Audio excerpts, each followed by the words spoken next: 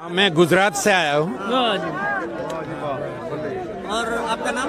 मेरा नाम प्रोफेसर कनु खड़दिया है। मैं राष्ट्रभाषा कॉलेज अहमदाबाद में पढ़ाता था, अभी रिटायर्ड हो गया हूँ अभी। प्रिंसिपल थे या आप लेक्चरर थे? प्रिंसिपल थे। सर, आप गुजरात से ही आपके प्रधानमंत्री हैं, हाँ क्या जी। कहना चाहिए? कितना कुछ वहाँ पे उन्होंने काम करा दिया और किस तरीके से सड़कों पर उतार दिया लोगों को? हाँ, मैं यही कहना चाहता हूँ कि गुजरात मॉडल कह के उसने अभी तक सबसे बड़ा जुमला ही किया है। गुजरात में भी कोई विकास नहीं हुआ है। गुजरात में अभी सब डिपार्टमेंट का निजीकरण होने जा रहा है। जैसे शिक्षा को पहले निजीकरण किया और बाद में डाक का निजीकरण किया, रेलवे का निजीकरण किया, बीएसएनएल का निजीकरण किया, एलआईसी का निजीकरण किया, रेलवे। और आप जो बोल रहे थे कि 2 साल तक तो ये कानून लागू करने दो, ऐसा जो अभी अभी बात आया है, मोदी थोड़ा पीछे हटा है, 2 साल की बात कर रहा है। लेकिन मैं आपको बताऊं कि ये 3 काले कानून आने से पहले गुजरात में पेप्सी कोला ने स्टेट फार्मिंग, ये जो फार्मिंग का जो बात है वो उसने ले ही लिया है। डीसा डिस्ट्रिक्ट जो है वहाँ आलू पकता है, वो आलू पकाने का जो बीज बोना, खाद देना, जंतुनाशक देना, वो सब दिया गया था।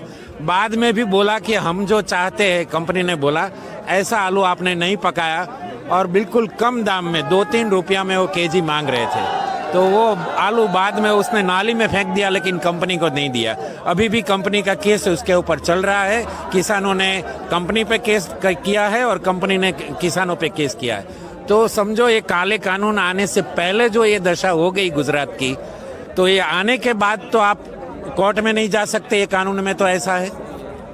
अभी तो ये कोर्ट में गया है कम से कम, लेकिन 3 साल हो गया, अभी उसका कोई निकाल नहीं आया है, उसका कोई रिजल्ट नहीं आया। मोदी साहब कहाँ से पढ़े हैं कि वो आप लोगों को समझ नहीं पा रहे हैं, कह रहे हैं पढ़े लिखे नहीं है, हम ही सिर्फ पढ़े लिखे हैं? कौन? मोदी साहब का डिग्री झूठा है। मैं आपको ये बताऊं, वो ग्रेजुएट हुआ ही नहीं है। खुद ही वो कहता मैं प्राइमरी तक पढ़ा हूं। बिल्कुल उसके एक नहीं, कई मंत्री झूठे, 4-5 मंत्री का पूरा एजुकेशन का डिग्री झूठे। खुद ही एक इंटरव्यू में उसने कहा था मैं प्राइमरी तक पढ़ा हूं। हाँ जी। आप कैसे कर सकते हैं? मैं ऐसे कर सकता हूँ कि वो जो डिग्री सर्टिफिकेट उसका है, जब वो फर्स्ट टाइम प्राइम मिनिस्टर का इलेक्शन लड़ा था, उसी में नहीं दिखाया है डिग्री। उसी में सिर्फ वो 10th वाला दिखाया, 11 वाला। क्यों दिखाया 11 वाला? अगर वो ग्रेजुएट होता है तो उसी में दिखाना, वो फॉर्म भरते टाइम वो पूरा अपना सही बात बताना होता है, तो क्यों नहीं दिखाया? अगर वो ग्रेजुएट होता, अगर वो सही होता तो वो दिखाता। वो उसी टाइम ये पेपर में आ गया था, गुजराती पेपर में, कि ये झूठ बोल रहा है। हाँ, एक नंबर का झूठा प्रधानमंत्री है। वही वो जो साल दिखा रहा है उससे भी पकड़ा जा सकता है। मन की बात हुई, तमाम भाषणों में उन्होंने कहा कि हम जो है कुछ ऐसा कुछ करने वाले नहीं, खत्म नहीं हो रहा है कुछ भी, ये अफवाहें फैलाई जा रही है। तो आप मतलब कि क्या कहेंगे? मतलब यहाँ से क्या खत्म नहीं होने वाला? खत्म ही होने वाला है ना। रोटी हम सब खाते हैं, खाली किसान खाते हैं ऐसा नहीं। किसान पकाते हैं, लेकिन पूरा का पूरा रोटी पूरी आवाम, भारत की, पूरे हिंदुस्तान के आवाम खाती है। तो ये तो सबके लिए लागू होता है। ये जो बोल रहे हैं कि नहीं ये कुछ खत्म होगा, तो अदानी अंबानी क्यों ये इतना बड़ा गोदाम बना रहे हैं? 100 एकड़ जमीन यहाँ हरियाणा में लेके रखा है, तो इतना पानीपत में लिया है, तो इतना क्यों कर रहे हैं वो? अभी तक तो दूसरे धंधे में तो बहुत कमाया, अभी खेती को भी खत्म करने जा रहे हैं, खेती को भी हड़प करने जा रहे हैं। किसान क्या पाएगा उससे? इनकी मंशा क्या है? असल में क्या है? असल में ये तीनों असल में जो ये उद्योगपति है वो दोनों गुजराती है, अदानी और अंबानी। अंबानी तो पहले से बड़ा था, बहुत सालों से रिलायंस उसका है, लेकिन अदानी बहुत छोटा था। ये मोदी आने के बाद 20 साल में अदानी बहुत बड़ा उद्योगपति बन गया। 7 करोड़ का हॉस्पिटल बनाया कच्छ में भूकंप के टाइम पे, वो 2 साल चलाया सरकार ने, बाद में वो प्राइवेट मतलब अदानी को दे दिया।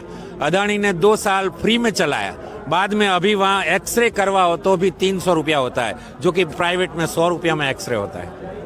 तो क्या लगता है जो ये बहिष्कार यहाँ से शुरू हुआ है अडानी अंबानी? नहीं, जरूर वो पूरा देश में फैलेगा, गुजरात में भी फैलेगा, फैल रहा है। गुजरात में अभी हमेशा 144 का कलम चालू रखते हैं, 4 आदमी इकट्ठे नहीं होने देते हैं, 5 हुआ पकड़ के ले जाते हैं। मुझे भी 24 घंटा वो 8वीं तारीख को ले गए थे, 8-7वीं को शाम को 24 घंटा रखा था। क्या ये एक तरीके से लोकतंत्र की हत्या है, आप कह रहे हैं? बिल्कुल लोकतंत्र की हत्या है, कोई सवाल ही नहीं। लोकतंत्र अगर लोकतंत्र की हत्या नहीं होता तो जो 250 संगठन यहाँ इकट्ठे हुए हैं ये किसान मोर्चा में, तो किसी को तो बुलाया होता, 15-20 जो सबसे बड़े किसान मोर्चा है उसको बुलाया होता, उसके साथ चर्चा होता। वो बोलते हैं किसान के फायदे के लिए ला रहा है, तो फायदा की बात उससे वो पहले क्यों नहीं बुलाया, हो बात क्यों नहीं किया? तो ये तो बदमाशी है।